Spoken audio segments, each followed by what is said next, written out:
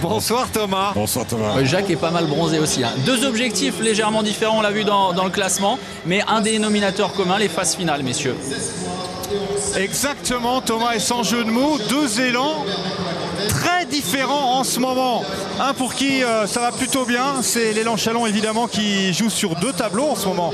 La Coupe de France qualifiée pour la finale et puis évidemment qui cherche à garder une deuxième place en championnat qui serait ô combien utile. Et puis l'élan Bernais qui lui, vous l'avez dit, Thomas l'a rappelé, 5 défaites d'affilée. On va tout de suite regarder les clés pour Chalon. Chalon qui va jouer au complet.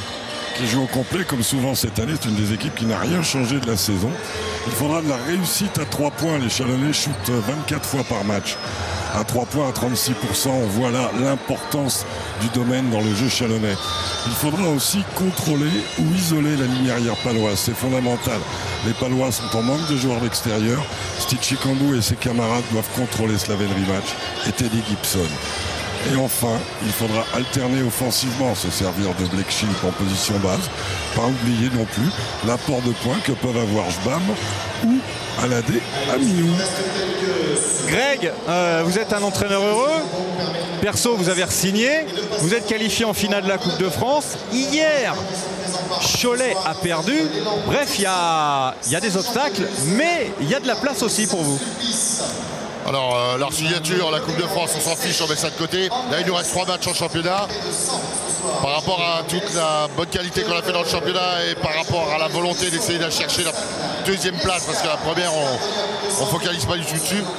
Ça impose après le faux pas de Poitiers chez nous, de gagner les 3 prochains. Donc, il faut absolument qu'on se concentre match par match. Mais ça serait dommage qu'à la fin, comme ça, on soupe. Donc, non, le reste, on ne se préoccupe pas de ça. On essaye de se focaliser que sur le résultat. Il faut essayer de tout mettre en œuvre pour l'imposer ce soir. Et justement, quel est le piège ce soir face à l'élan Bernais? Les laisser s'installer dans le match, que les jeunes prennent confiance. Voilà, c'est une équipe qui, aujourd'hui, cherche encore une victoire pour assurer son maintien, même si je pense qu'ils l'ont, leur maintien. Donc ils ont 2 matchs, ils vont tout donner chez eux. C'est dangereux. C'est à nous de les contrarier, c'est à nous de faire les efforts sur certains joueurs et certaines situations. Voilà, après, si on arrive à créer le doute sur les rotations et à imposer le rythme, on peut peut-être faire la différence, mais il faudra faire beaucoup d'efforts défensifs. C'est ce qu'on vous souhaite. Merci Greg. Bon match. On va tout de suite s'intéresser aux clés, évidemment, du côté de l'élan Bernais, Jacques. Pour l'élan Bernais, Gibson et Rimac, tenir le jeu, créer le jeu, faire de cette équipe une équipe qui respire la confiance. Les 2 vétérans, les 2 joueurs expérimentés ont cette charge. Il faudra aussi défendre au large, très au large sur les pistoleros de Chalon. Jean-Frédéric Morancy pour les joueurs extérieurs, Georgie Joseph pour les joueurs intérieurs auront à assurer ce taf. Et enfin, trouver ou retrouver de l'adresse plutôt. Elle est en perdition, l'adresse paloise. Teddy Gibson et ses petits camarades comme Bryant auront à assurer aussi. Didier, situation un petit peu délicate, il y a beaucoup de joueurs absents, blessés. Bennett, vous ne pourrez pas compter sur lui ce soir. Est-ce que vous sentez plus de pression? Finalement, vous dites, on joue avec les jeunes aussi et on n'a pas grand-chose à perdre. On cherche une victoire pour se sauver de la Pro B. Ouais, je crois que tu as à peu près tout résumé là. Il nous manque des joueurs. Est-ce qu'on a beaucoup de pression? Oui, on en a toujours pour un match de basket. On sait qu'on a des jeunes avec de la qualité. Maintenant aussi, on le montrait. Il y a nos cadres, il faut qu'ils soient là aussi ce soir. On sait qu'on joue contre l'équipe en forme du moment. Mais on a envie de jouer avec fierté. Et essayer de faire un bon match ce soir, voire peut-être aussi les faire douter, parce que bon, il y a aussi ça qui joue dedans. Il y aura le physique à essayer de contrer de cette équipe de Chalon. Il y aura peut-être un peu de psychologique aussi là-dedans. On vous souhaite d'être combatif ce soir. Bon match. On va tout de suite regarder les 5 de départ. Jacques, on va commencer par l'élan Chalon. L'élan Chalon assez immuable, avec Steve Chicambou, Markel Sainz et Blake Shield, bien entendu sur l'extérieur. Ilian Eftimov et Michel Jean-Baptiste Adolphe dans la raquette. Pour les Palois, Teddy Gibson et Slaven Rimac, accompagnés de Jean-Frédéric Morancy. Chély Meloudi, Junior Eloni et Georgie Joseph, les combattants de la raquette. Alors Jacques, on l'a dit, on l'a répété, tout le monde est là côté Chalon. En revanche, côté élan Bernais, là c'est beaucoup plus compliqué. C'est un peu l'infirmerie team. Eh bien, on les voit derrière, Démétric Bennett et Antoine Mendy, les 2 ailiers scoreurs de cette équipe de Pau, qui sont arrêtés, l'un pour un problème de genou et l'autre pour un problème d'épaule. Comme l'a dit Greg, Patrice, comme l'a dit Greg, l'entame de match va être importante. Ne pas laisser les Palois rentrer dans la confiance. C'est fondamental pour Châlons ce soir. Châlons qui doit suivre le rythme élevé imprimé par Nancy qui en 2 journées vient d'aller gagner à Hyères-Toulon et à Cholet.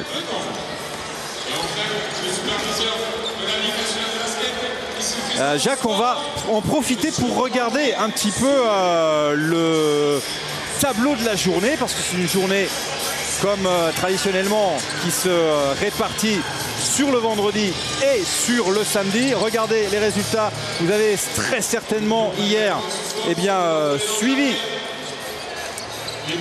Alors que là, oui, voilà, c'est ça. Victoire de Gravelines Dunkerque, précieuse victoire. Précieuse victoire aussi de l'Asvel qui continue cette fin de saison plutôt en trombe. Ô combien précieuse victoire de Paris-le-Valois sur le parquet d'Orléans. Essentiel, ça fait 2 victoires contre Orléans. Ouais. Paris est quasiment au sec. Exactement, il y en a un qui est content, évidemment, c'est Mephisto, qui a beaucoup transpiré cette année. Il faut féliciter le groupe qui a réussi, en l'absence de Marcellus Sonerville, à surmonter collectivement. Et hier soir, donc, Jacques, vous étiez à Cholet en compagnie de David pour une victoire qu'on n'attendait peut-être pas, celle de Nancy sur le parquet du leader. Un leader qui a quelques difficultés dans cette toute fin de saison régulière. C'est vrai, un leader qui n'a pas trouvé de rythme, mais il faut rendre hommage au plan de jeu nancéen qui a superbement neutralisé les velléités offensives choltaises. Alors le trio arbitral ce soir, vous allez le découvrir, voilà, dirigé par Joe Bissang, le petit bisou, avec Nicolas Caraquillo et Lionel Béton. Alors on va écouter Didier Lobels.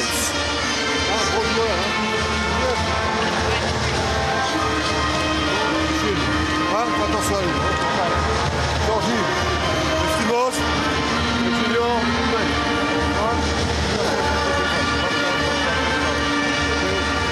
ok, sur le jungle. Attention, Estimos, il est là, il va essayer de couper là. Attention à ça. On va demander à Georgie et JF de me couper par rapport à ça. D'accord? Si on a les premières actions, Fivers, Houston. Ok, là tu me coupes inside, c'est bon.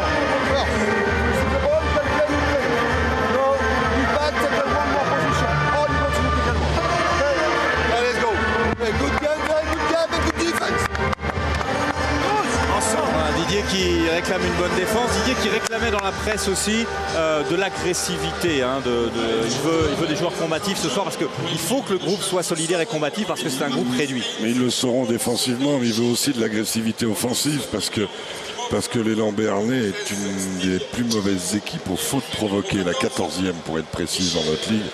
C'est pas assez que 16 fautes et demie provoquées par match. C'est la limite de l'exercice. Et puis on surveillera évidemment Teddy Gibson sur qui beaucoup de poids repose parce que c'est triple-double. C'est voilà, demandé. C'est ça. Demandé. Bon Teddy, si tu as un petit triple-double sous le coude, ça nous arrange. Gibson qui tourne à plus de 13 points de moyenne et plus de 4 rebonds et quasiment 6 passes décisives. C'est pas le triple-double mais ça s'en approche. Allez, le coup d'envoi dans quelques instants, vous le découvrez de dos. Teddy Gibson, champion de Pro B avec l'élan la saison dernière. MVP aussi, Patrice. Aussi.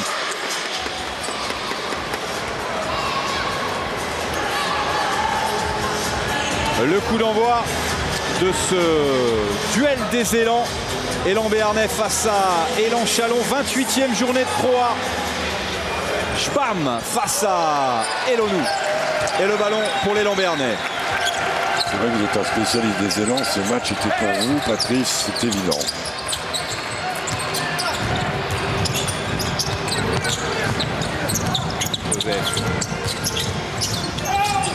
Ballon récupéré par Schbam, belle défense. La contre-attaque, on la joue un tout petit peu trop vite. Evian, il doit donner la balle à l'extérieur à Steve Chicambo sur cette action. Alors qu'on a vu sur la précédente, Teddy Gibson allait buter dans Schbam, le rock chalonnais. Ouais, puis buter dans Schbam, en général, c'est Schbam qui gagne. C'est des dommages collatéraux. C'était bien tenté cette passe en direction de Morancy, mais ça ne suffit pas. Blake Shield. C'est propre, pas physiquement, hein, dans la qualité de jeu. Chikambu.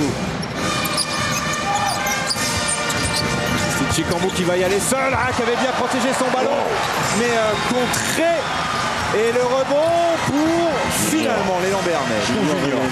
Quel contre-posé monstrueux. Il est arrivé de loin. Les matchs. Un tout petit peu. Il n'était pas dans ses appuis, non, il n'était pas dans sa technique sur la prise de balle. Georgie Joseph. Trop court. Chikambu, ballon qui circule bien pour Blake Shield. Il a du temps, il a l'espace et c'est dedans.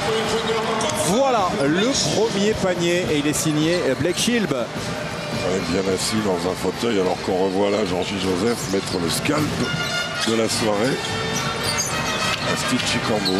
Et les deux qui se sont retrouvés sur le parquet derrière. Rematch. Rematch qui pénètre avant d'offrir ce ballon à Elonou. Un tout petit peu trop court. Dommage, il y avait une belle position. Blake Shield. Position sur le petit périmètre. Steve Chikambu tente de trouver une solution. Il reste 10 secondes avant la fin de la possession. Steve pour Eftimov. Vous parliez des pistoleros, eh bien, ils sont d'ores et déjà en action. Oui, et puis le manque de poste 4 sans Marko Maravic, les Lambernais en poste 4 souffrent. Et bien évidemment, aller défendre sur Junior Eftimov, c'est pas au large, c'est pas la tasse de tête de Georgie Joseph. Stalin rematch. Il avait fait le boulot pour se débarrasser. Ça correspond à une prise de risque pour bien jouer tous ces décalages. Ça souffle un petit Morancy sur Blake Shield. Shield qui s'est décalé. Oh, ça c'est bien manqué en revanche. Ballon récupéré, rebond récupéré par Junior Elonou. Gibson. Pour Georgie Joseph. Il n'y a pas d'alternance. C'est bien de mettre la balle dedans, mais après il faut qu'elle ressorte des fois. Marcus Haynes qui a donné à Schwab qui va contre eux. Oh qu'il est beau celui-là, main gauche. Grégor ne pouvait pas espérer une meilleure entame. 8-0 avec 2 paniers à 3 points et un gros dunk. Donc on voit que l'alternance allait bien du côté chalonnais. L'alternance chère au cœur de Jacques Monclar, de l'extérieur, de l'intérieur, s'il vous plaît. C'est la base du jeu, Patrice. C'est la base du jeu. Là, notre confiance, les gars. On va écouter le banc Béarnais. On met un peu plus le ballon intérieur. Georgie, n'hésite pas. Redonne, reprends position, ou tu vas sur le pic, et tu vas l'emmerder. Mais essaye de pas forcer parce qu'ils rentrent tous. Ils savent qu'on n'a pas de vrai numéro 4. Ok? Il n'a pas touché un ballon. Donc ici, c'est le ballon propre. Il faut qu'on ait un goal donné. Sur 5. Avec un bon pic ici et en bas. On essaie de donner en bas, les gars. Il faut qu'ils jouent. Oh, one shot. Il faut qu'ils reçoivent des ballons en bas et qu'ils jouent. Soit provoquer des fautes, soit mettre des paniers intérieurs. Allez, let's go, les gars. Allez.